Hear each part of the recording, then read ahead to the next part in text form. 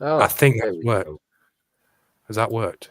It says it's worked. Well, it says it's live, so that's a start. Say hello if you can see us. Yeah, we need a lot of reassurance tonight from the watching audience. Do you want me to let you us into a little secret? The last time I did this was when we did the Brighton preview pod. We've got hello. We've got 2 hellos. Oh yeah, fine. I don't think you guys are around, but I was the most popular person in the podcast, as you can imagine, for suggesting we did a 4.5-hour podcast. That's a great idea. But I had to do, you know, Sam, when he interviewed that Brighton fan, and he looked like he was a member of the IRA doing a ransom video. So I had to do that at work. And then the interview with the owners, that's the last time I've used this software. So I'm not sure what could go wrong, basically. Yeah, we've had a Raile Pike in that time, ultimately. Well, we will pay tribute to Raile Pike tonight. I feel this is Raile Pike. This is your life. I think we'll have to be for the order. He's your school teacher. He still thinks you're shit. The red book comes and it's just empty. There's nothing in it. Here's your record of achievement in football. It's less of sort of actual stuff, more of a vibes. Yeah. Richard says this pod can't be much worse than the game yesterday. Oh, Richard. You haven't been here long, have you, Richard? That sounds like a challenge to me, doesn't it? Challenge accepted. Absolutely. Challenge accepted. If Are you going to Bromley, John? I'm going to Bromley, yeah. How'd you get a ticket? I did, yeah, going with the boy and a couple of mates. I can't pretend to look forward to it, but we've got to do what we've got to do, right? I will see you there. Fair play. I missed out. It's sold out. Oh, no. And yeah, so it's very straight. It's I can understand why they've only got a 500 capacity, but it's quite frustrating when all the London games obviously get so packed up so quickly. Yeah. But yeah, it's or your Southerners taking up all our tickets. Oh, we don't get them. No, true. But it's well, the way they went. We'll talk about the away record coming up, but you might be in for goals. I just don't know which end they can go in. Goals and rain. Well, people can definitely hear us. Hello, Tacklebree, Andrew, Graham, Tim, David. Hello, everybody. If anybody's wondering, Alex is in Germany doing. I don't know what he's doing there. Something dodgy, probably. And Bruce is at a party. He's down the Reaper Barn. Is he? Do you see? He saw. Yes, he where he took. Go on. Sorry, Matt. Go ahead. Oh yeah, when he sent us a picture from FC St. Pauli, which is right on the legendary Reaper Bar in Hamburg, which is a dent of equity to say the least. It's there's a what goes on in the Reaper Barn stays in the Reaper Barn. I'm sure Alex was having a lovely old time.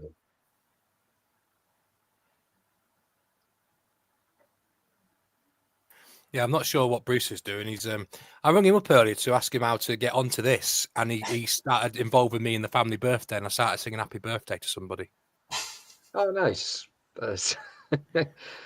Mark Walton's got the answer to where Bruce is. I think Mark's right. He says Bruce is at a swingers convention on the Fitties.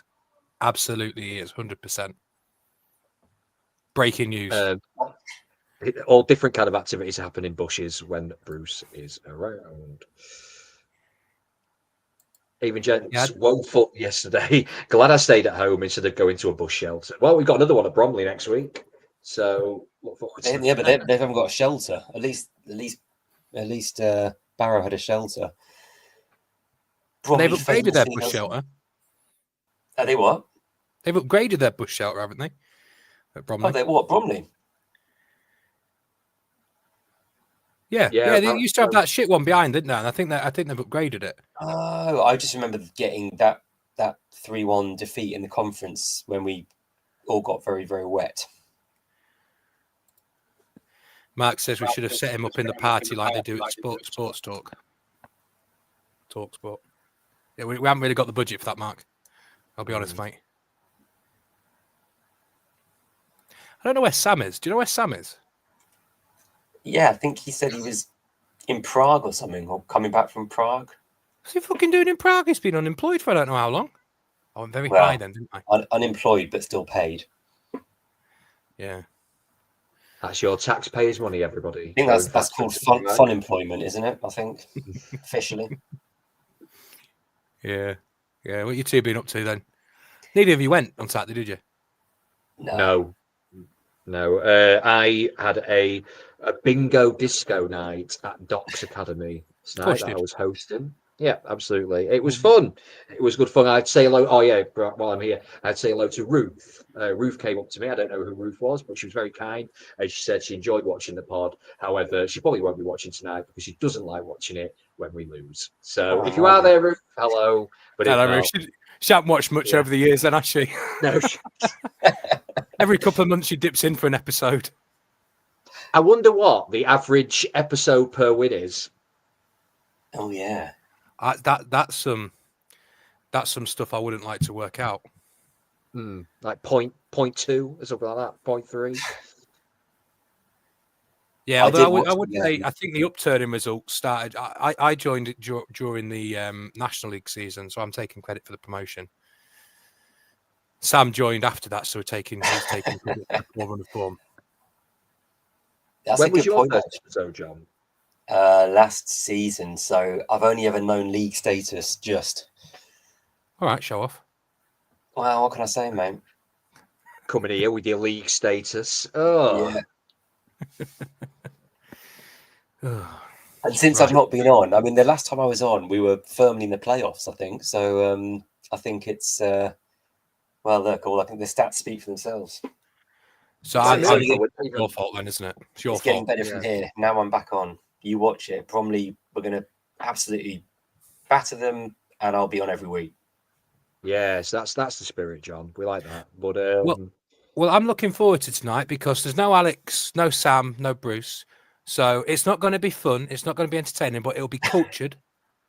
It'll be like a wine tasting evening. You won't enjoy it, but you'll feel like you've achieved something. This was not in the description I was given when I agreed to this, Mike.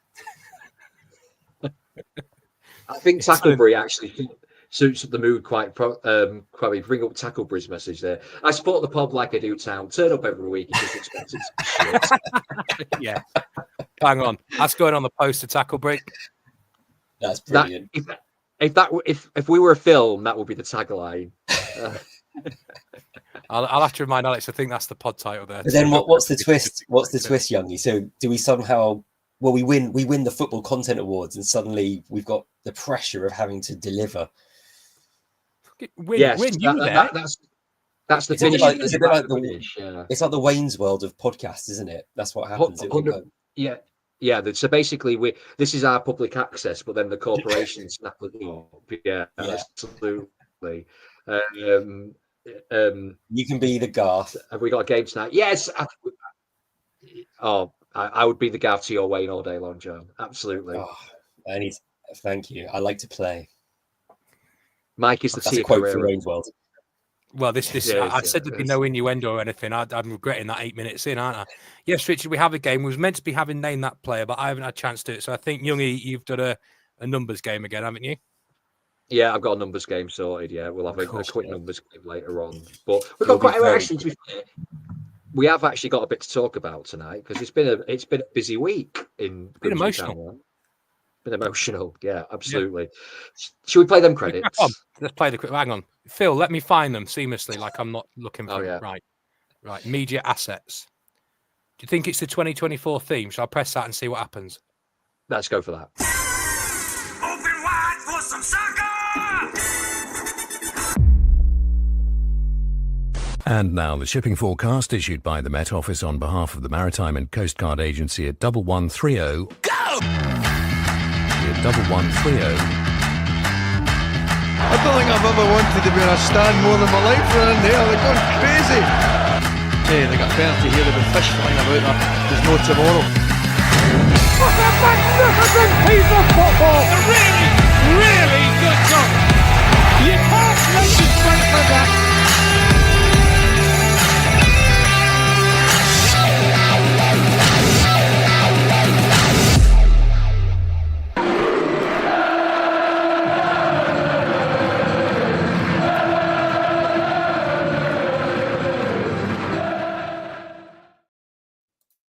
Good evening, everybody. It did work. Well done, Mike. That is our first mission complete. We can tick off that we got the credits right. As you can see, the good ship DN35 is a little bit short on crew, but I like to say, what a crew we have. We have Mike with us this evening, and we have John, and I'm once again hosting this as Alex has buggered off to Germany. He has decided that Hamburg has a great. Well, he doesn't even have to go to France. He can go to Hamburg, watch the Grimsby game VPN free, and watch us go down once again to a defeat at Barrow. So we might as well get it out of the way. No, before we go any further, point of order from last week. This has been bothering me all week. So we had a discussion last week about playing advantage from an offside. Yeah, yes, I am reliably informed by Trev Hooson, who's been in touch. Thanks, Trev. He's been in touch with the National League referee who says you can play advantage from an offside. Wouldn't advise it, but you can do it. So technically, Mike was correct. Mike was correct. And now Alex isn't here to defend himself. So by that fact, that's guilt by absence. So I think we can pretty much nail down that Alex accepts he's wrong and that he's not got a leg to stand on. So I'm right. He's clearly run off to Germany. That's because of this. Devastated him so much. He's buggered off to Germany. He can't look himself in the mirror. He's embarrassed to be around his family. He can't show his face in public. He was wrong. He has gone to Elon Musk's home country to find somebody that aligns with his own political views and his own refereeing standards. So Alex will retort next week, I'm sure. We will record this. I will screen record that very passionate response from Mike. I wouldn't. See if he listens. Let's leave it there, not say anything, and see if he says anything. Okay. Well, I told you he'll have to listen because he needs to upload it, doesn't he? I don't mean you have to listen, mate. I don't mean you have to listen. That's true. I'm here now. I'm not listening to half the stuff when Sam and Bruce start talking, to be honest. Mark Worrell has responded to you there, Mike. He says, don't trust the National League referee. They don't send people as off. They don't want to ruin the game.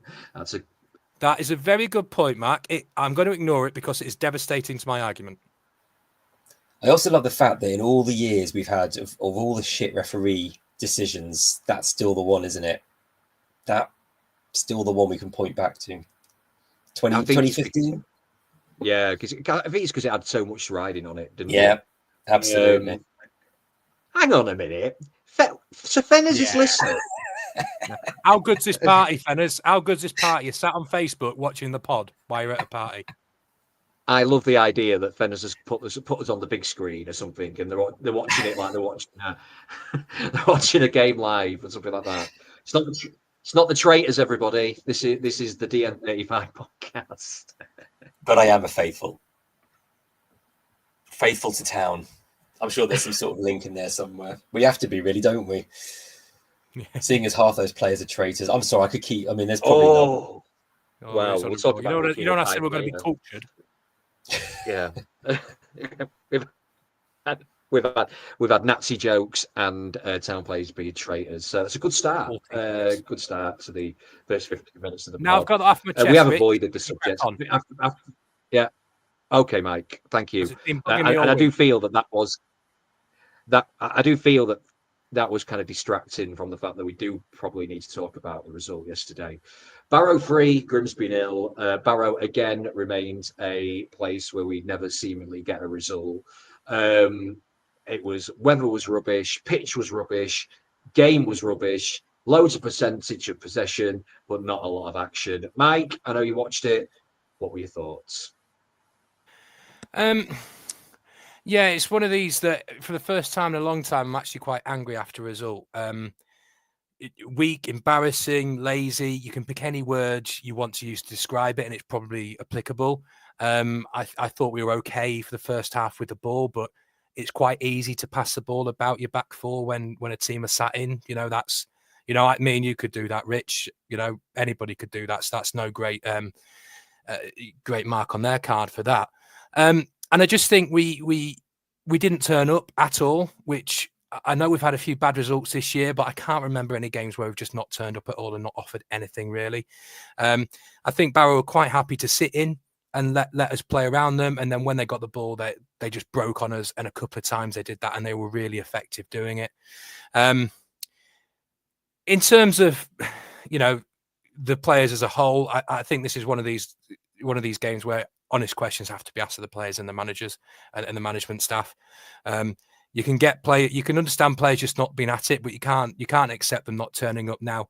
A little bit's been made about them having some time off this week.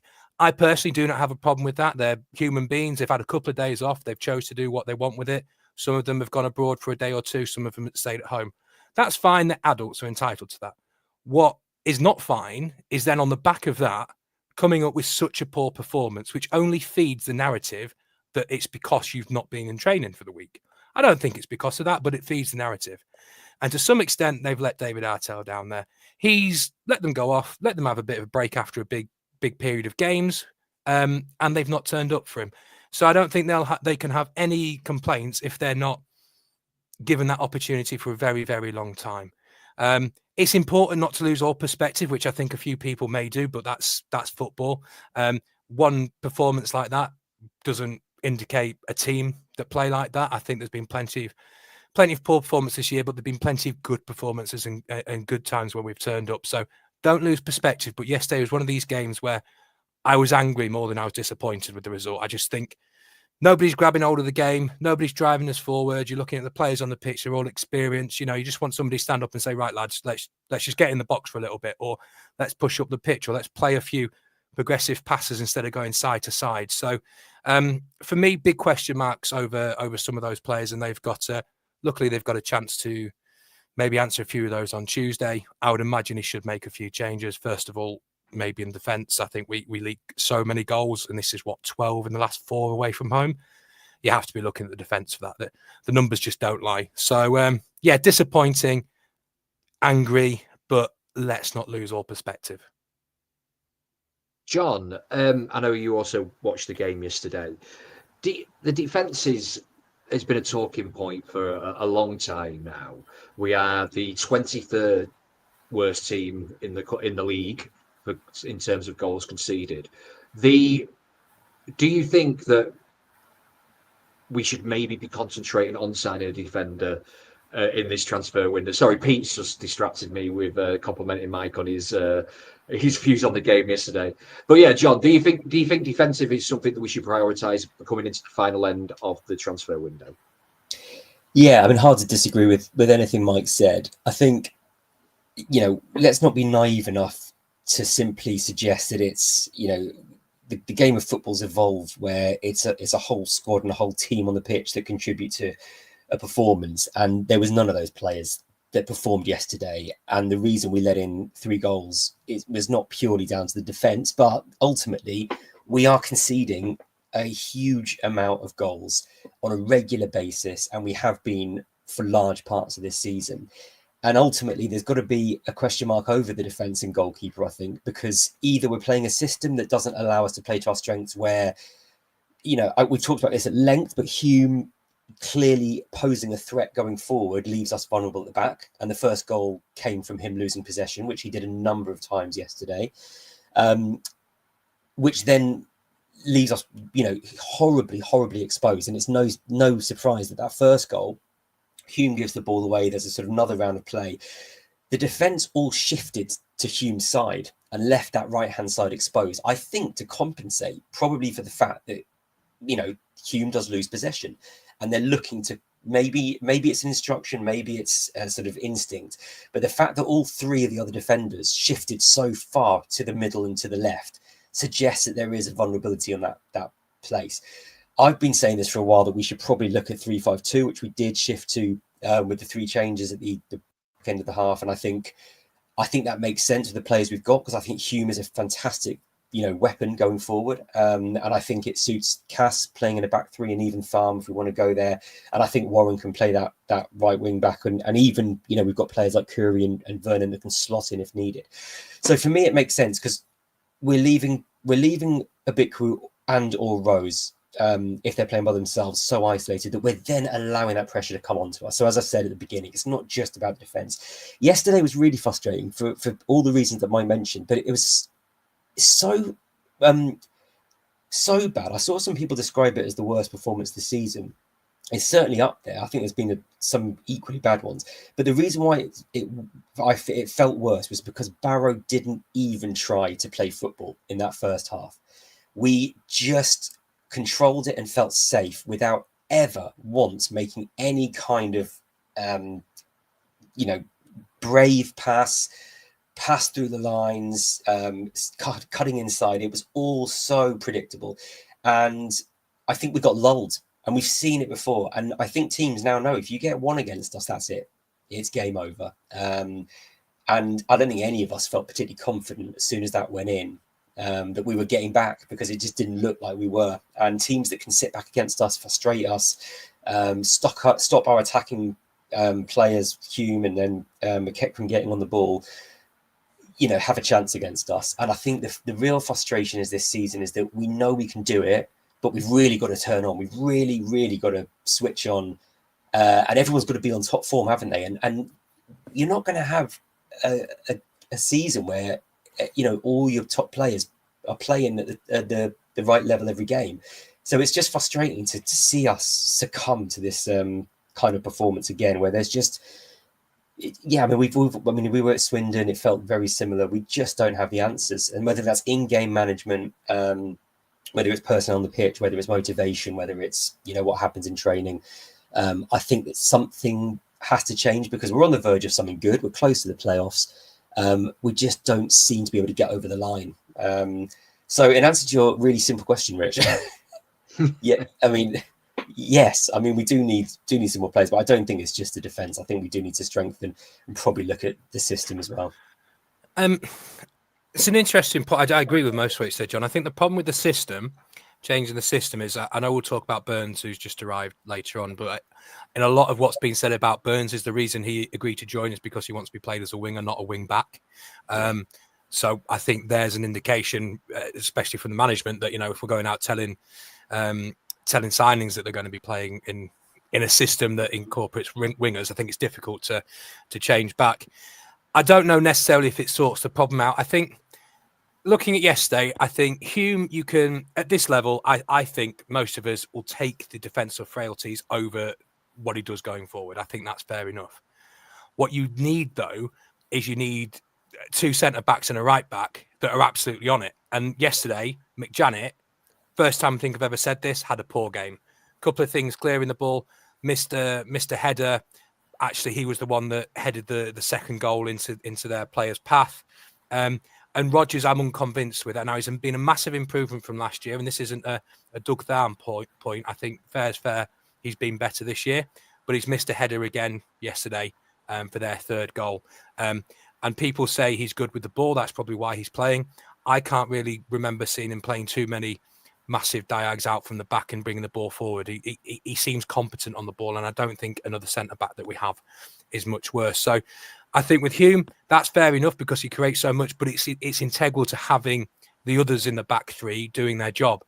And one thing I do notice, I've noticed twice in the last sort of 2 weeks, is Luke really does not track back and help Cass. And I think you could see that for the first goal yesterday. Yeah. He's not it's not that he's not interested, he just doesn't do it. And Luca is one of these players where he's great going forward on his day, but I'm not sure he really gives us anything going back the other way. If you change to 5 at the back, I think you lose probably our best outlet in the pitch, which when he's fit is Charles Vernon. I think you're crying out for pacey wingers in this team. I'm not sure just whacking another person up front really does anything because the ball's not going into those areas anyway. A problem for me, I think we've got is the lack of Davis being playing. And, there's rumours that he's done his hamstring again, which would be catastrophic for him and us. I think Davis on his day is probably quite integral to what Artell wants to do. He's somebody in the middle of the park that can move the ball quickly one touch, no, just first time passes and things, and we don't see enough of that. There's no spark in the middle of the pitch that's moving the ball quickly, catching defenses when they're in transition, or moving it between the lines quickly. It's all too slow, and when you're playing too slow, you're not going to create anything, and especially if you're playing against a Barrow team that are not coming out and not giving you the space. Teams that just want to play against the way we play can just sit in because they know we can't go through them. We might be able to go around them, but if you keep whacking a ball into a box and you've got 3 centre halves, they're probably against 1 striker. They're probably going to defend that. So I'm not really sure it's a system. I think we need to have a look at the defensive bodies. We need to have a look if we can put anybody more creative in the middle of the park. That's not a slight on any of the midfielders who I think have been doing a good job within their sort of remit. And then if we can get Vernon and another pacey winger, get them out and get them running at people, I think that will really bring forward what this side's trying to do. I just think with players like Luca, it's all a bit too slow, a bit too technical, and at times you need a bit of blood and thunder to run at a team, and we don't have that. Yeah, I'm really happy with the system we play when it works, and it has worked a lot this season, and it's looked really good. And I think when it's on form, or when the players are on form, it's clearly the way Artell wants to play. And I think you're absolutely right. Certain personnel do suit certain systems. My point really is that we seem to lack this flexibility in games. And there's a couple of games this season that we've seen where it just hasn't worked, and it hasn't worked till 60 minutes. And there still hasn't been a change. Now, yesterday, to be fair to Artell, he did change it. And we went 3-5-2. And Vernon was our best player. And we played a lot better and looked more dangerous at that point. But this rigid approach to starting every game with that system maybe needs to change, because you know what's going to happen at Bromley next week. You know the kind of team that Andy Woodman's putting out, and you know the kind of team that they are. No one needs to do any scouting to predict how that game's going to go. And if we're not up to that challenge, it's going to be a very similar game. So, I like the fact we brought in Burns. I think we absolutely need a winger. I think Rose thrives on getting balls in the box, and we're not doing that enough. I know he's not playing at the moment, or starting games at the moment. And I think we've all talked about him being isolated, and so we've got to get players up with him. And I completely agree with you about Davis. I think when it's not working, we seem to lack the proactive approach of mixing it up and changing up, and maybe just giving teams something to think about. If we turn up at Bromley next week playing a 3-5-2, that's probably something different than they were expecting. And I think we're just a little bit predictable at the moment. Yeah, I agree with that, John. I think if you look at the run of games that we had undefeated away from home, starting from really the Gillingham game, the one thing that we looked very capable of was actually like digging games out, really, doing the ugly stuff really well, not particularly worrying about kind of getting the ball down and playing, possession football or whatever it may be. We were all at AFC Wimbledon, for example, weren't we, where we saw a performance where basically we scored, we dug in, defended well, did that against Gillingham, did that on a few other occasions. And I think I seem to think that maybe that pragmatism has gone a little bit.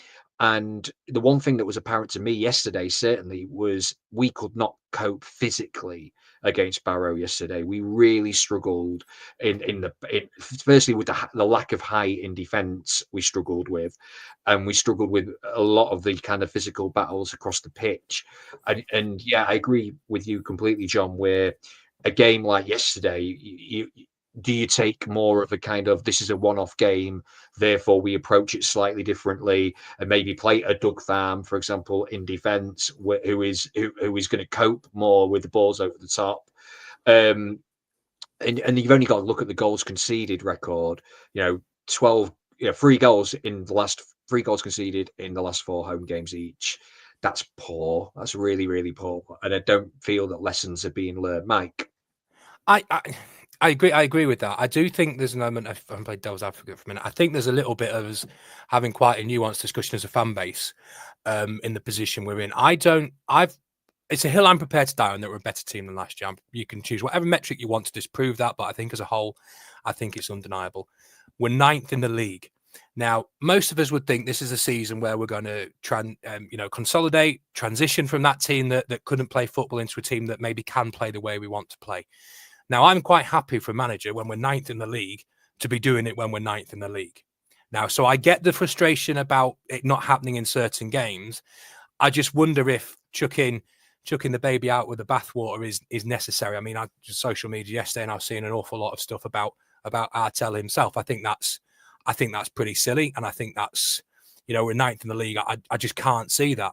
We've improved from last season. We've got obvious issues, but is it a case of you just plough through them with the players you've got so they learn and get to do it? Because if you go back to a more pragmatic way of playing, I take the point you can do it at certain times. But if you do that more of a full-time basis, then you've just ripped everything up and you've gone back to that last season way. So valid points, but I'm not sure whether just trying to plough through it at a minute and so they get it, ninth in the league is probably a good time to do that. Yeah, no, absolutely. I think the frustration is that we can see what we can do when we play well, and I think Youngie's right, that run we did go on, and you know, taking us right up to that game on New Year's Day where we could have hit second. We weren't really steamrolling teams with glorious one-touch football. We weren't, you know, it wasn't like we were watching the League Two 1970 Brazil or, you know, unbeatables Arsenal. We were grinding out results and scoring, you know, some good goals, but also a lot of goals from, you know, set plays and you know, getting a bit of luck here and there. So I think it's a bit of a myth, the fact that we're sort of this very good and articulate sort of football team on the pitch. The frustration, I think, comes in. Look, we're ninth. Absolutely. I think we've all got our heads screwed on. We would have bitten your hand off for this position last season. And I think no one denies the fact that we're better than we were. I think the frustration is that yesterday was not a one-off game. It was a really frustrating game because they were shit and they've been on a bad run. Maybe they had that new manager bounce. Who knows? It worked in their favor, but they didn't look like they did. They were just, you know, sitting back and they hoped to hit us and it worked. But we've seen plenty of games like that this season.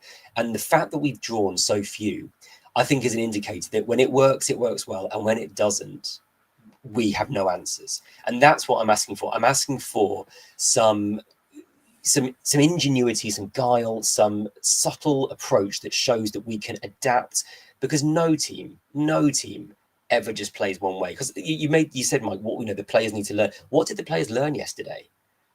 No, that's a valid point. That's a valid point. Yeah. Anyway, I just like I said, I think he's a fantastic coach, and he's clearly got a lot of our players playing a lot better.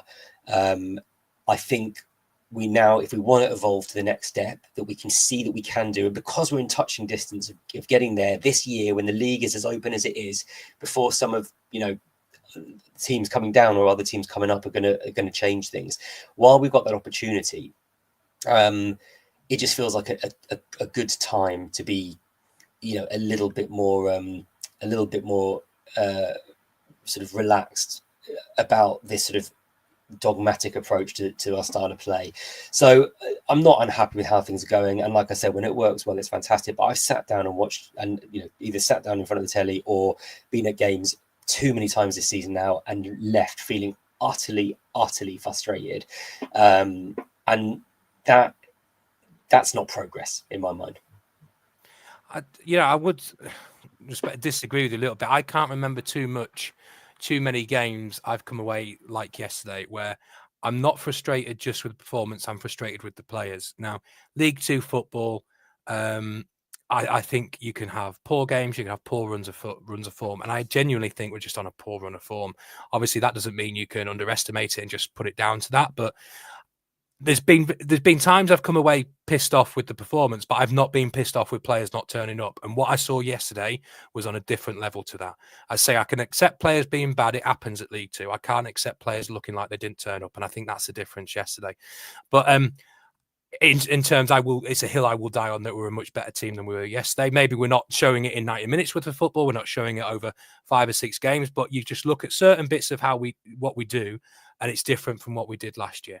It's absolutely not there. It's absolutely not at the levels we can accept. But I think you can see that. Well, I can see it. And that's the beauty about football. Got 3 people here, 3 different opinions. Who's right? Who knows? But what I see is a team that is going in that direction, that's in bad run of form.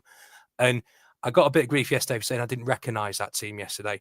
And that means I've not seen them not turn up like that. You know, I thought Swindon was one of those, and then you hear about the illness and the things going through the camp, and you can maybe think there's mitigating circumstances. But I can't remember too many games where I've gone away thinking, you guys don't look like you give a shit. don't look like you've turned up. What was the point in everybody wasting all their hard-earned money going up to Barrow? And it's the people that went up to Barrow I felt sorry for yesterday. Yeah, I just want to bring up Josh Parrish has kind of brought up a couple of points. This is a response to, so in the first point he mentioned that we've already lost 13 games this season. We only lost 19 last season. So we're 6 away from equaling that, which you'd probably think the chances are we're going to reach that number and maybe beyond. And I just want to bring up the second point, Mike. Is the fact that Arto wants us to play this way and leaves us so open is going to be Town's downfall. Losing the amount of games we do isn't sustainable for a team that wants to be successful. What's the thoughts? Yeah, I think that the problem is that we're not we're open at the back and losing games and conceding goals whilst not offering anything going forward. So I wouldn't mind if we were, occasionally losing 4-3 maybe, or, it was an even game, but we kind of let these goals in. It feels like it's one or the other with us at the moment. It's all or nothing, isn't it? Feast or famine. We've talked about this before. We either win games and we grind out results, or we lose games really heavily without offering much going forward. And yesterday, yes, was the pinnacle of that. But I felt the same. Yes, Swindon was mitigating circumstances. Bradford more recently, I felt very similar about. So yes, I think I don't know if it's going to be downfalls are fairly dramatic word. I don't think it's going to be necessarily a downfall, but I think it's probably going to keep us mid to lower mid table, when I think genuinely the potential is, and all I'm saying really is, I think this team's got the potential to be a bit higher and actually play a bit different and get those results when we need to. Maybe turn a few losses into draws, maybe turn a few of those 3-0s into, even if it's just 1-0s or whatever it might be. Right now we are we're leaving ourselves open and we've got no answers. So possibly it's downfall. I don't know. I don't think it's going to sort of ruin the club, but I think it's going to probably keep us down in League Two for a fair while if we continue to play like this and not sort of adapt as much as we like. Because yesterday was very, very clear to me from quite early on the kind of pattern of play that the game was going to take. Now I didn't see their goal coming, but I didn't see us scoring. I think that personally, I think it's fair enough if we're having this discussion Christmas this year. I think that's fair enough. I think we've just got to give it some time for it to settle down. Somebody said today in the group, progression is not linear, which is one of these things. But to Joshua's point, it's a great point. What I said earlier about outlook, and you can take stats now. It may be me being over optimistic, which I do tend to be. I'm fully admittive of that. Is you can look at the wins and make the exact opposite argument. So understand the point. It's absolutely valid. I just look at the wins and make the opposite conclusion. Who says who's right? It's a personal thing, isn't it? But I think if we are having this discussion sort of a couple of months into next season, absolutely fair. I just think 2 windows where we've improved every window. I think we just go with it. And I think we've just got to accept this is going to happen from time to time. Taylor Blease makes a good point, and I think we talked about this on the group chat yesterday about it was the other one about it being like, I'll read this one out as well. But the thing I get, there you go. I think we lack leadership. It's fine. That's our first technical mistake, and it's taken us 40 minutes. So that's me being too good, is what it is. That's me being too good at clicking on them. Yeah. But yeah, so the thing I get pissed off with DA is when he loses, he brings up the past as a constant reminder. Don't get me wrong, he's done brilliantly and continues to do so, but his excuses seem repetitive. And I also think a lack of leaders or players' winning mentalities, maybe. The leadership thing is something I tend to agree with. And I think that maybe correlates in the fact that, is it only once this season that we've come back to win a game from behind of all the games that we've won? And I think maybe I do feel our heads drop quite easily when we go behind. And I think that perhaps and I do look around our players sometimes and go, where are the leaders? Who are the people that are just G'ing a team up a little bit and getting us going? Maybe that's a kind of a reactionary comment, but the stats don't lie when it comes to the fact that we don't come from behind very well. It's something I think we've disagreed on, Rich, and I'm going to change tack now and think over the last couple of weeks I'm going to tend to agree with you on it. I did think whether it was just an easy thing to say without having any data on it or really being on the pitch to see. But I think yesterday was a prime example of that.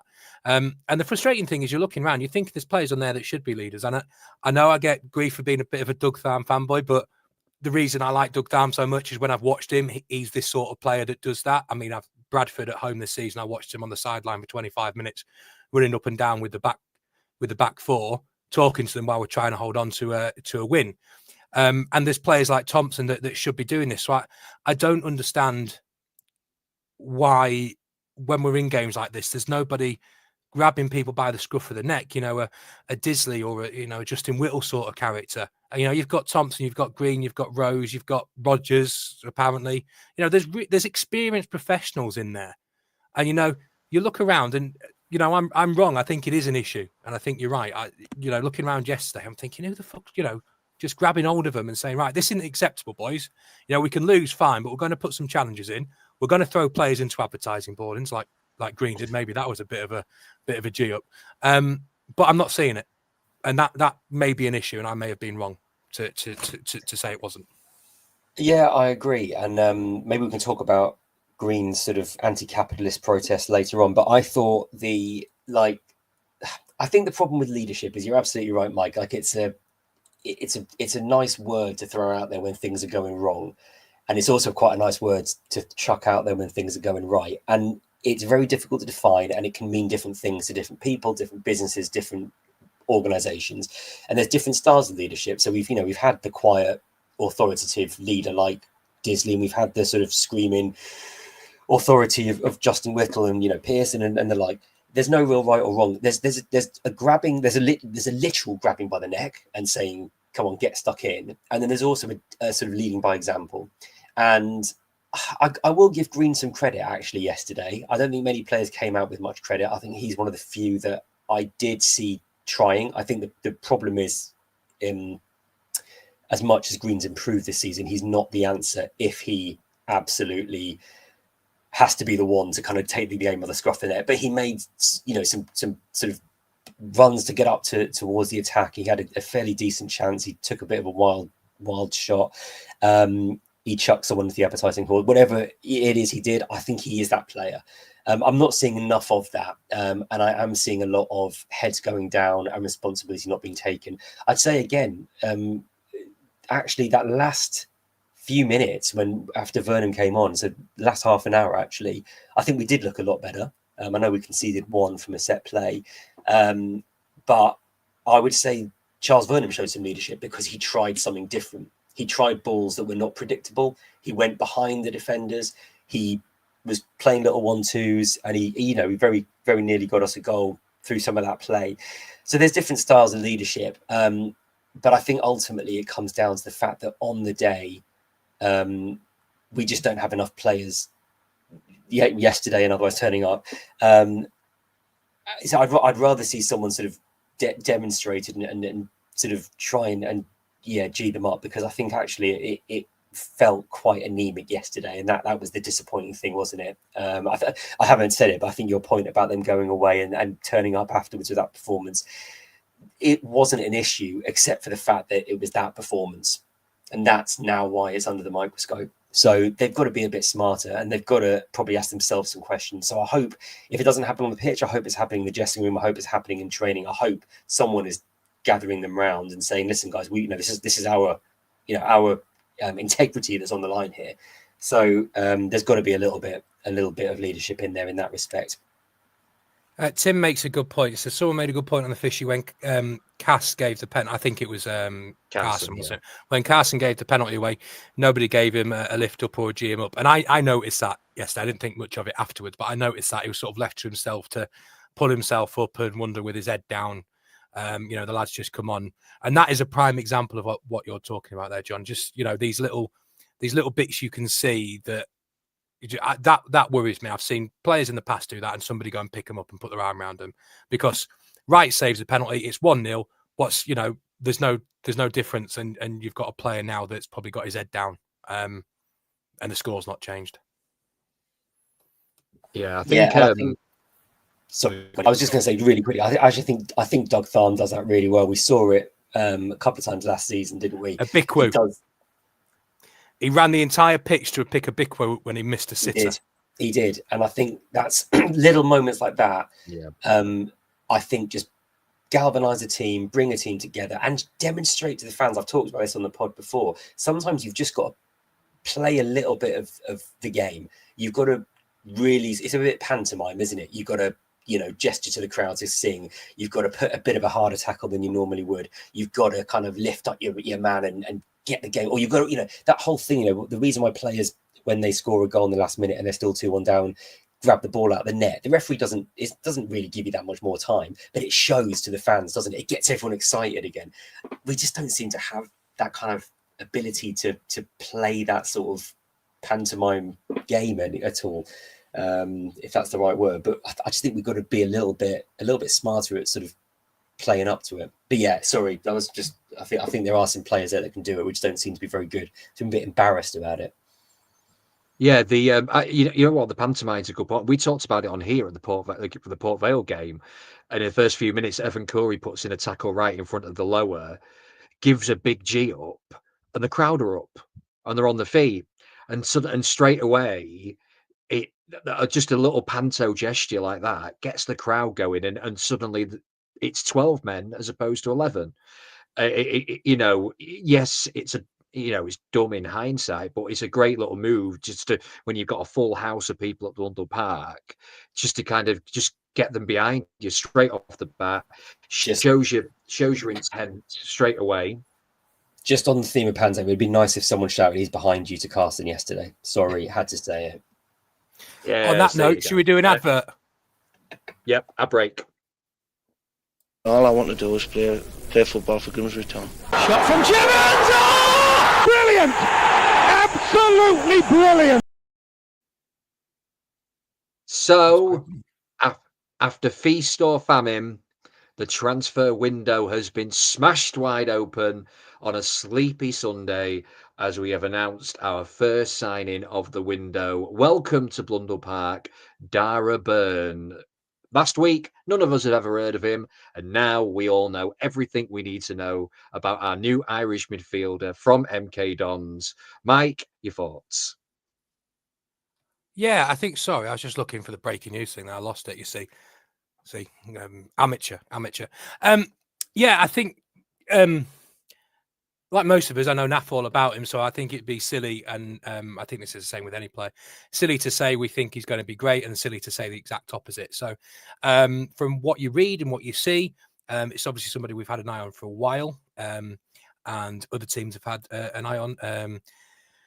Bought from the Irish League by MK Dons for €180,000, which is not nothing. Played at MK Dons. And got loaned back out to Shamrock Rovers. Think at the time he moved to MK Dons, there was interest from Hibs and Celtic. So he's definitely a younger player at 22 that's had a bit about him and looks like he could progress. Whether he's any good or not is irrelevant to me at this stage. We will see. What I do like is the fact that yet again, the board and the club have spent some money on a player.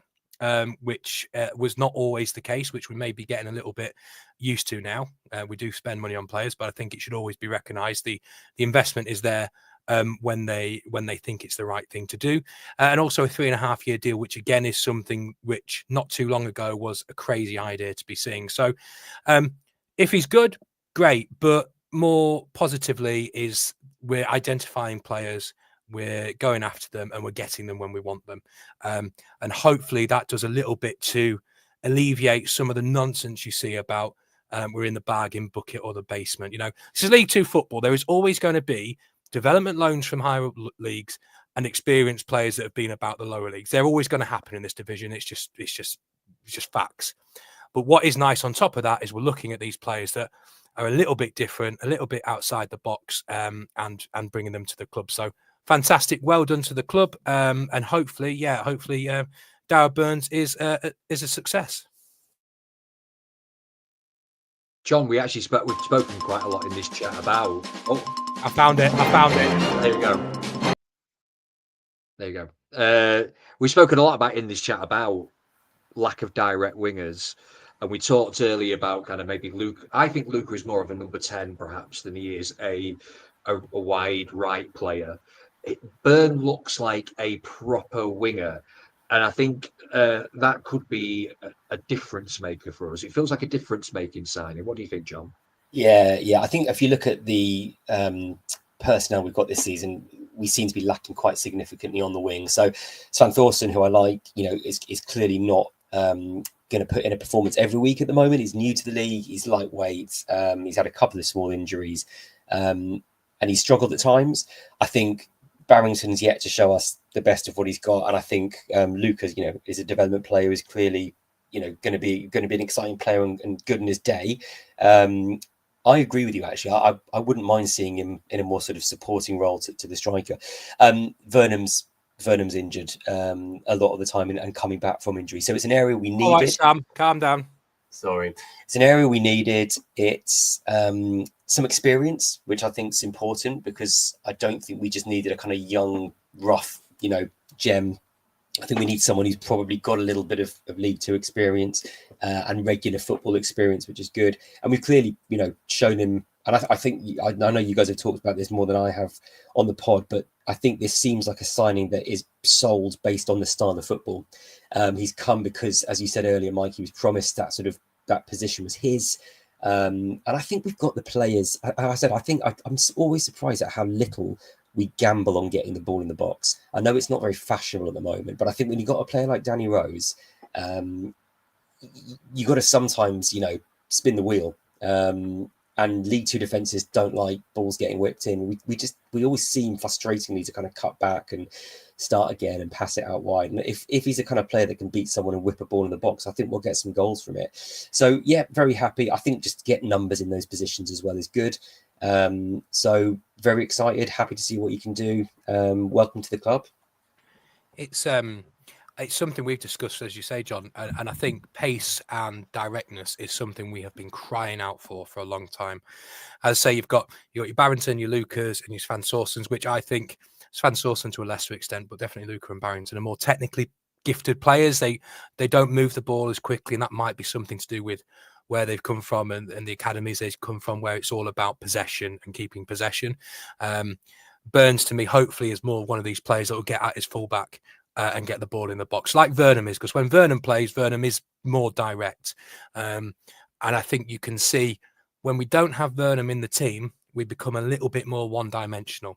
I think if you have Vernon in the team and somebody else on the other wing that's direct, I think that changes an awful lot of what we're doing going forward, because I think Vernon will put the ball in, and hopefully, from what I've seen from Burns, from little clips, which is no indication, you've seen 3 or 4 minutes on YouTube, that's nothing. I believe it or not, I could look good from 3 and 4 minutes on YouTube. So hopefully that's how he plays. But it definitely looks, from what people have said, and we've obviously been keeping an eye on him for a while, that definitely looks like that's his game. Yeah, so welcome to the club, Dara Burns. I wonder if we'll maybe see him on Tuesday night. Maybe not starting, but I can certainly see him being on the bench on Tuesday night.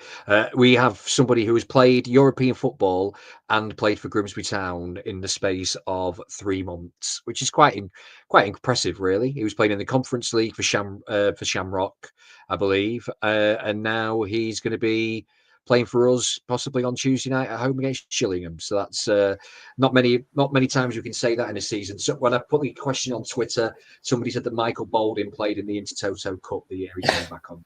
So other than that, I'm not sure of any European players that have done that for us. Well, there is a player. I mean, we'll probably get onto. I hope we'll get onto the Youth FA Cup in a bit. Sorry if I'm stealing the agenda off you a bit, Youngie, but there was a player who played against us at Blonder Park on Tuesday who then played for the Spurs first team against Hoffenheim.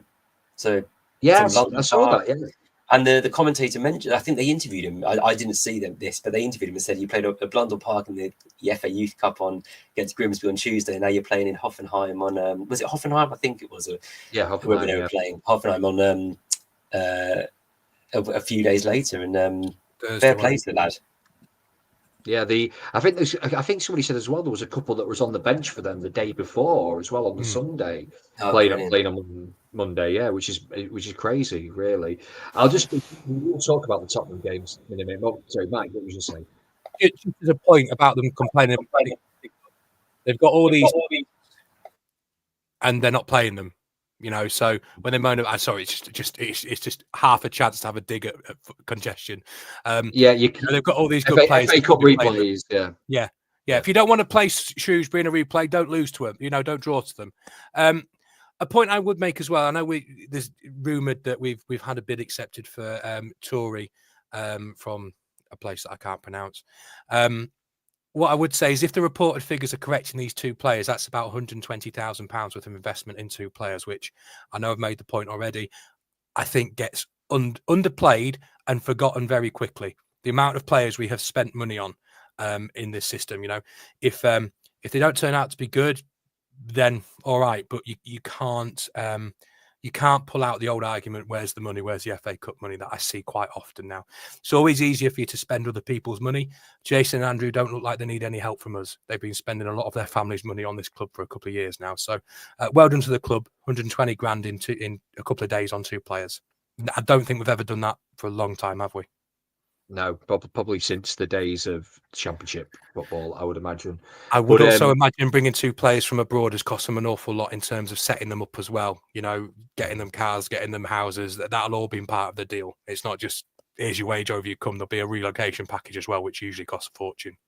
Or maybe, yeah, absolutely. Yes, kind of in lieu to Span Thornton, absolutely. Just mention Tory for a second, because it does seem like the longest transfer saga in Grimsby Town history. It's been going on for ages and ages. Paul Matt Dean's been getting the brunt of it on Twitter over the last couple of days. But yeah, the deal finally seems to be getting done. Now, none of us, I don't think, can claim that we are big kind of followers of Faroe Island League football. Speak for yourself. Well, okay, Mike's going to come and tell me all the stats in a second. But I follow HFO Football on Twitter, who is a bit of a European scout, who seems to kind of highly rate him and seems to think that this guy is highly sought after. But obviously, he's coming from part-time football and he is coming to a different country. So is this a signing that we think that he's probably not going to kick in properly until next season, and this maybe a few months is going to be a bit of a bedding period, perhaps? I think there's going to have to be a huge degree of expectation management. If he comes in and does fantastic, then fair enough. But coming from part-time league, a different country, different type of football, I think he's going to need a period to settle in. So I don't think we should be putting all sorts of expectations on him. From what I've seen, he looks okay with the ball at feet, but the game looks a bit slower from the bits I've seen. So he probably needs to come up to speed with that. So I think just a little bit of expectation management this is probably one for next season. I would say as well, these interviews with Matt Dean on transfers only, David Artell's fine and all other stuff, but on transfers are getting more and more icy as they go on. You'll find through official channels or yes or no answers is not usually what he gives. So there's definitely a bit of friction there since that interview, isn't there? Yeah, there definitely is. I think it was I know you guys spoke about it last week. I think it was a very, very odd decision from the player, actually, as well as the well done, Simon. As well as sorry, John. This deserves more because a lot of people will be listening. Simon Hodgson says Sam will be happy if we sign a Tory. So for you listening, you've got the joke now. It's better when you read it. Yeah, no, you tell them. No, very, very good signing, very good intention. I think, yeah, completely agree with both of you there. It's going to be something that we do need to manage expectations on, because he's already coming with a lot of hype simply because of the media approach that has been taken to this. So I'd like to see him kind of embedded in. It feels to me like perhaps a signing for next season, because we may expect to lose a player or two in that position.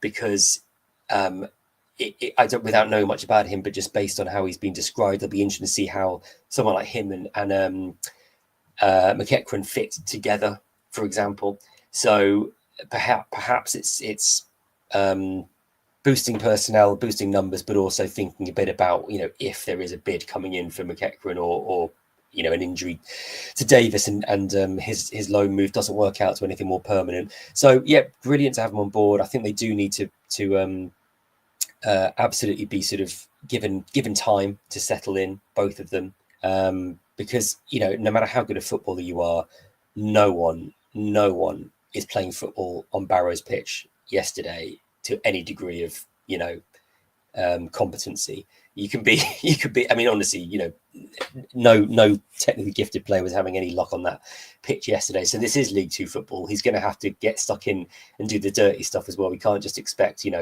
someone to twinkle the way around that pitch yesterday. So good luck to them both if the other one happens. It's exciting times, as you say, investing in the club. It's great. I've certainly not known anything like this since the kind of Lenny Lawrence era. So long may it continue. Yeah, I miss Lenny Lawrence's random foreign signings. A big Menno Willems fan.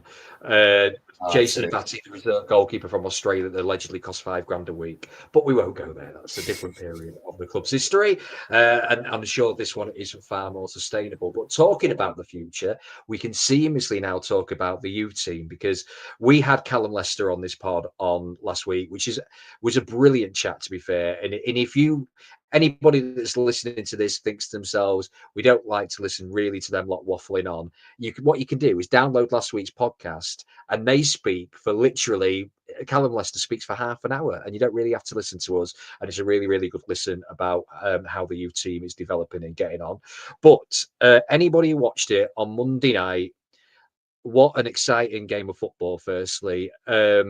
It ended up being Grimsby 3, Tottenham 5, but what a effort from the lads, especially in them last 10 minutes. 3-1 down with 10 minutes to go, brought it back to 3-3, to the point where Tottenham youth players looked absolutely rattled, and to the point where two of their substitutes even ended up getting sent off. Mike, John, did either of you watch it?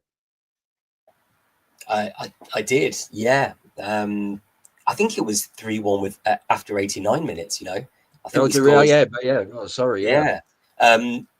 I watched it with very low expectations and was running around my living room, pumping my fist against the table and on my knees celebrating like I haven't celebrated.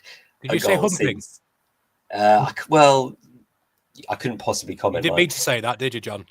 I think I said thumping. Did I? What did I say? Humping.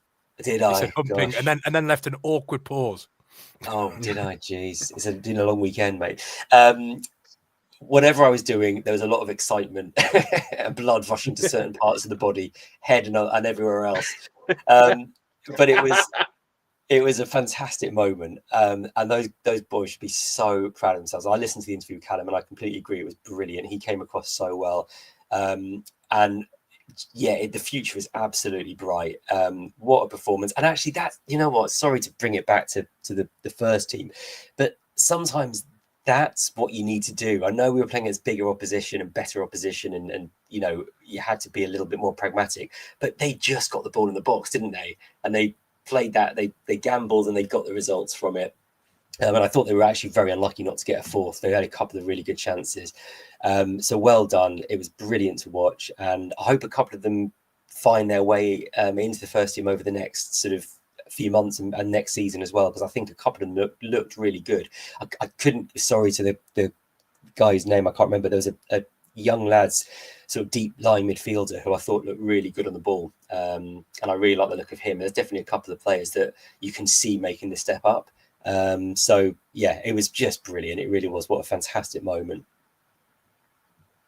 Yeah, it really was. And off the back of it, Grayson Giles has got himself a little loan move to Cleethorpes, hasn't he? Which suggests straight off the bat for a youth player to get a loan move out that there's going to be a first team contract waiting for him at the end of the season.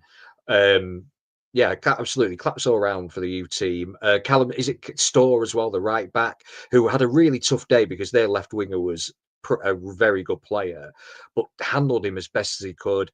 I thought defensively, despite the fact that they absolutely battered us for periods of the game, we held firm. And also as well, Orton in goal, who seems to just get bigger every game. He seems to have a lot more maturity. I know he made a mistake for their third, didn't he? But other than that, just a brilliant performance, confidence in his box. Just a fantastic effort from the U team. Well done to Neil Woods and all of the staff there. I think whatever happens to them players now, because unfortunately probably not all of them will get first team contracts, and probably a lot of them won't, but whatever happens to them, they'll always have the memories of that cup run, and they made a lot of people in Grimsby very proud of them that night, so credit to the youth team, absolutely. Before we go into the game, we will do Youngie's game in a moment, but it's time for a bit of reflection. It's been a sad week in Grimsby Town when on Thursday we received the news that Raile Pike has swum into the North Sea and headed down south to Eastbourne, Eastleigh, and has departed Blundell Park. Raile, you never really got going, but your memory will live on here as one of the greats of the forward line. We will remember you fondly. To be fair to Raile Pike, me and Mike used to defend him quite a lot on Twitter. There was a time, wasn't there? There was a time. I'm still going to defend him. Look, I'm not unhappy he's gone, and we don't. I know you don't want to talk about this for too long. Yeah, I think he. The game he played the other day, actually, I thought he was one of our better players, and his goals to games and goals to minutes ratio wasn't horrific. And I've seen him a couple of times, but you know, he clearly wasn't going to work in this system, and we needed to free up spaces and wages. So possibly could have still done a job, but he's going to be an all right conference player.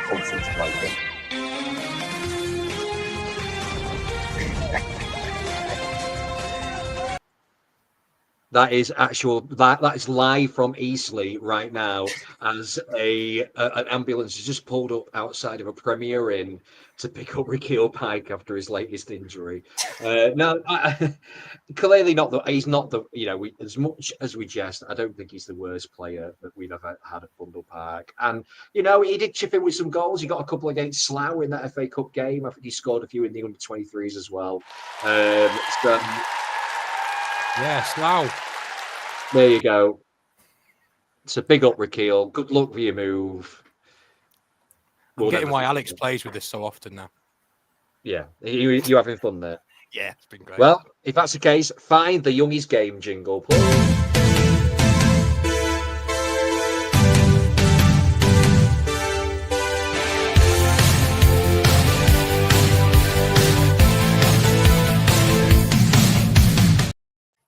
Don't act like you're not impressed how quick that was. That was brilliant. That was seamless as well. You were right on that. Absolutely. So we're having a cheeky little game of Know Your Numbers, just a one game tonight. So there's only a couple of people playing. Essentially, I pick a squad number that throughout the years, basically, who has played on that squad number. Simple as that. Squad numbers came in to League Football in the 2000 and 2001 season. So basically, I am asking you to name everybody that has owned that shirt number. And the shirt number this week is the number 3 shirt. And there are 18 players that have held the number 3. So, John, so you are new to the game. Start with you. Just want to give him a sec to think of a few and write a few. No. I can think. I'm going to go straight in with, what was his first? Ridley. Did you ever play called Ridley? Lee Ridley. Lee Ridley is correct. Yes, Lee Ridley. Tom Newey. Tom Newey is correct. Yeah, correct. I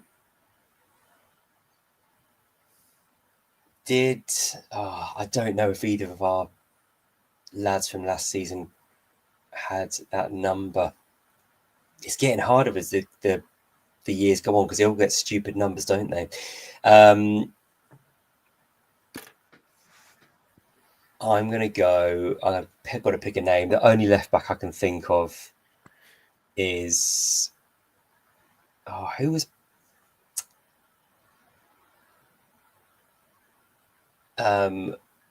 I know he didn't. I can only think of Glennon, and I know he didn't have number 3. No, Glennon is Oh, absolutely he is. correct. Oh, God. He is. Yeah. Mike.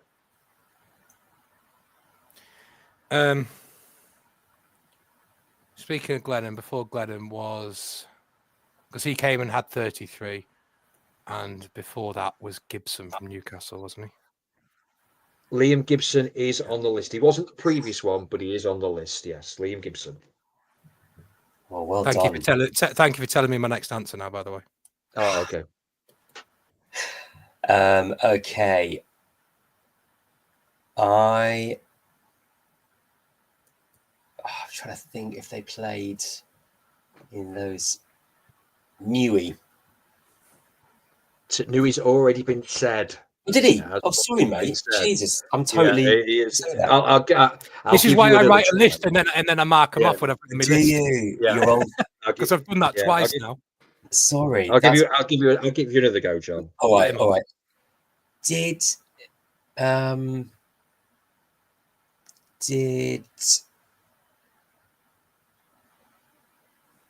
Did we have a player called Chapman? We did have a player called Chapman, Ben Chapman, but he Yes. is not on the list. He was a left back as well, but he wasn't on the list. Mike to win the game. To win the game? Mm-hmm. Which only had 2 lives. Oh, we play. If you want to play, do you want to play lives? Yeah, We'll play lives then. Yeah, that's fine. So John's 1 life gone. So we had Liam Gibson, didn't we? Yeah. Glennon came and was 33, and I think he was 33 because Gibson went back, and I think Bradley Gamston came in. Oh, Bradley Garmston is correct. Pulled that one out of the bag. Well, thank you for saying Liam Gibson wasn't the previous one because I was an hour, and then when you said that, I was like, yeah, he must have done then. Okay. Well, John, what do you think about him? No, I'm struggling already. I am struggling. This is harder than it is. And this is all those. I'm struggling to think of all those sort of mid 2000s teams. I've got 6 more. Have you? Jesus. I'm just gonna have to go with it. Did Gallimore play in 2001? Yeah. Tony Gallimore is correct. Absolutely. There you go. Mike. Joe Widdowson. Joe Widdowson is correct. Blimey, mate, you're very good at this. I'm not good at a lot of town trivia, but numbers is a bit of a niche. Is it? You know when you're on Football Manager and you look forward to the bit where you have to give the squad numbers out. And then when Town are late with the squad numbers, I get quite arsey about wanting to know the squad numbers. Oh, God, yeah. And watch the training video to see who's got what. I've got a flash of inspiration. Okay. Darren Barnard? Yes, good flash. Absolutely correct. Aswad Thomas. Correct. Well done. Yeah. Yeah, that was a good one. Oh, okay. This is where I'm. They're definitely getting more obscure now, I will have to say. Are they? Mm-hmm. I can't even think. Cannot think who was our left back in the promotion season. I'm really struggling. Do you want a clue? Okay. Do you want me to give you a clue? Go on. He writes articles for a paper now. That's it. That's exactly who it is. Yeah, I knew. Little Scottish lad. I'm so shit with names. What's his name? Yeah, I know. I can see his face. I can't even think of his name. Yeah, I can't. I know exactly who you mean. Yeah, I'm going to have to rush you for an answer. Yeah, I'll go Keith Joblin. Keith Joblin? No, Keith. Let him have the second name. Let him have the second name. Or Kevin either. No, then neither of them. So that's another life gone. You got 1 life remaining. No, he has 1 life remaining. Gregor Robertson. Gregor Robertson is correct. Absolutely. So well done. So John, can you save your life here? Yeah. Go on. Do you want a clue? Yeah, go on. He came over from somewhere. He was foreign. Oh, foreign. Nice. I think he was Swedish. Oh, yes. We had Ludwig Oman and Seb Ring. Seb Ring is right. Sebastian Yes. Ring. Thank Paul you, Dixon. Mike. Paul Dixon is correct. You are, just to make you aware, then you have got 1, 2, 3, 4, 5, 6 left. Yeah, You've done very well. You've named 12 of the 18. wow, well done. I've got 3 left. I'm- I'll stop giving you them now. No. I'm out anyway. I'll go. I can't even think of a football player that played for Grimsby Town anymore. Any footballer ever. Did we? What was that? Seb Revan that played. Oh, that's a good guess, but not right. No. I'm afraid, Mike. Can I tell you the 4 I've got? Okay. So I've got Joe Bunny, Danny Preston, Correct. Danny Correct. Andrews, and I think Young. Correct. But I don't think that's right. The last one, Young. You are right, Greg Young. Wow. Wow, it's impressive. The only 2 that you haven't managed to name are Adam Crooks, Yes. Oh, who was I knew there was one I was the- missing and out of the recent ones. our current number 3, Matty Carson. Oh wow. Oh, I'd have probably got there if I'd needed to. Yeah, so there you go. Mike, congratulations. That Well is done, a Mike. Herculean effort of a numbers game there. I'm glad I didn't and- say it because I had Richard Hope, and I'm glad I didn't say Richard Hope. No, he was centre back, Richard Hope. Yeah, I thought and that. Hopeless as But well. there was at that time that I can't remember who it was, but there was one of our centre backs that had number 3. I can't remember who it was. Him and Haywood that season, wasn't it? I think. Awful. Jesus, Yeah, that was. absolutely. The North Sea ferry turned quicker than M2. My what? All What was right, Linwood? so- Was Linwood one? No. No. So the full list is Gallimore, Barnard, Young, Newey, Widdowson, Ridley, Thomas, Robertson, Andrew, Dixon, Ring, Garmston, Gibson, Preston, Bunny, Crooks, Glennon, Carson. So there you go. That is your list. So good game, Bradley Jen. Garmston. Who remembers Bradley Garmston? You do, clearly. You remember Bradley Garmston. And I think actually last only week reason- you got Bradley Garmston in the transfer window game as Yeah, well. but the only reason is because I liked Glennon so much and I remembered who was here at the time. Because I think Gibson went back in the window, and then I think he got Yes. sold to Harrogate or went to Harrogate, and we Yeah. brought in Gamston, and then later on we brought in Glennon. Jack Coupland says that Matt Haywood regularly replies to Nick Hegarty on Twitter. There you Is go. Nick Hegarty asking where his mail is? Because I think Matt Haywood's a postman now, isn't he? Oh, there you go. I mean, if that's wrong, he may sue me, but he's pretended to be a lot of other professions during his life, like a footballer as well. So. Thank you. Andrew Niles says downhill from Gallimore. Yeah, Gallimore was the first. So we pretty much peaked at the first left back. Andrew I Fox don't did think not. Fox was They number were- 3. no, I think didn't he was play. was he 12 or something? Yeah, he wasn't in the number. He certainly wasn't number 3. No. His last touch was a sending off for Crystal Palace. Yeah. How is Andrew Fox? He was a bit of a fan favourite, wasn't he, Andrew Fox? It was, and by all accounts, a thoroughly nice bloke as well. Everyone said what a nice guy. His wife went to America and he went over with her, wasn't it? Something like that. She was American, I believe. Yeah, she was American, and he had a rights to get a visa, so he went to play over there and live in America. There you go. Oh, there you go. Learn something new every day. Absolutely. So I don't think. Oh, and that Bradley Garmston played for Grimsby when Dream Team did the streaming of FIFA tournament during COVID. Oh yes, yeah. There you go. Was he French? Was he French? He sounds French, doesn't he?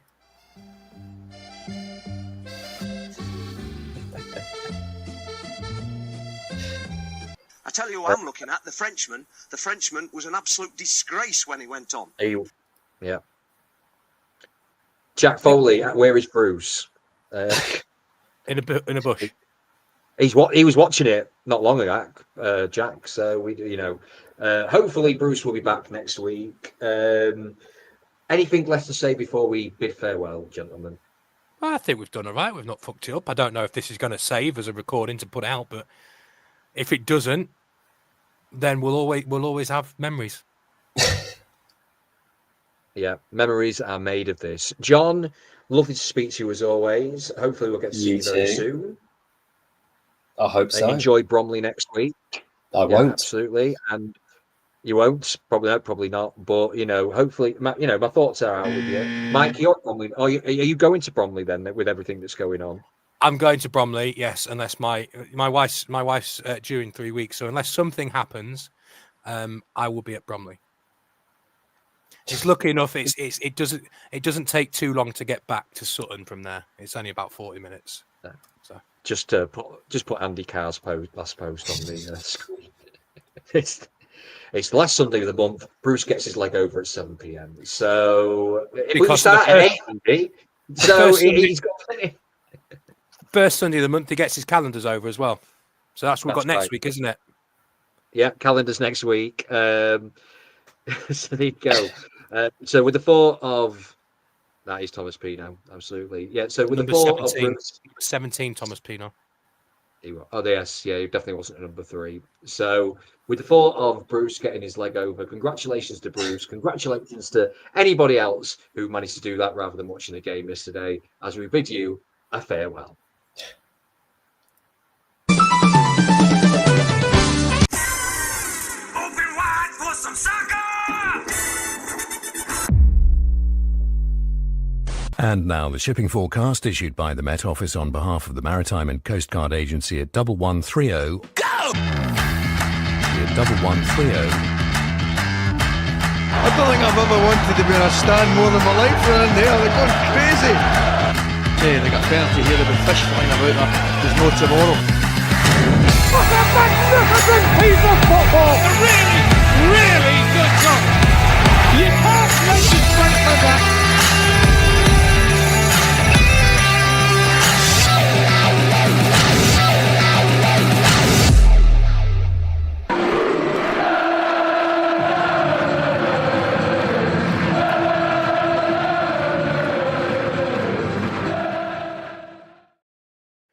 Do you think the end stream button is what I need to press? It says we're live. Yeah, we are, because I've not ended the stream. I think that's quite simple to press that, isn't it? Okay, so Bye. Bye. Hit the button. Play auto and end stream. Yeah. Open wide for some soccer! And now the shipping forecast issued by the Met Office on behalf of the Maritime and Coast Guard Agency at 1130. Go! At 1130. I don't think I've ever wanted to be in a stand more than my life around there. They're going crazy. Hey, they got penalty here. There'll be fish flying about there. There's no tomorrow. What a magnificent piece of football! A really